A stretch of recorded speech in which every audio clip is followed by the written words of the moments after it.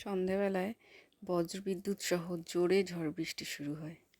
তাই নিধি চিপস হাতে ব্যালকনিতে দেখতে এসেছে যে ওর ট্রিগুলো ভয় পাচ্ছে কিনা, যেমনটা ও পেয়ে থাকে। অলিও চলে এসেছে বনুর পিছনে।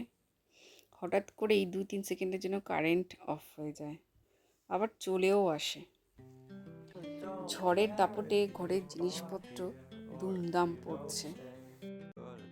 তারপর নিধির চিপস খেতে খেতে আজিবো গরিব ডান্স, সন্ধ্যের টিফিন খেতে খেতে কার্টুন চলবে, স্যান্ডউইচ যতক্ষণ না শেষ হচ্ছে। অলি টেনশন ফ্রি হয়ে ওয়েট করছে, জেনে মনু না দিয়ে কখনোই খায় না ওকে। কিন্তু বুনুর যে কখন মনে পড়বে কে জানে। বুনু তো এখন কার্টুন দেখতেই বিজি। ফাইনালি বুনুর মনে পড়লো অলিকে। হঠাৎ করেই জোরে একটা বাজ পড়ায় নিধি অলিকে জড়িয়ে ধরে। দুজনে কান খাড়া করে শুনছে আর ভয় পাচ্ছে। নিধিকে হোমওয়ার্ক করতে দিয়ে 10 মিনিটের জন্য একটু বিজি হয়ে যাই।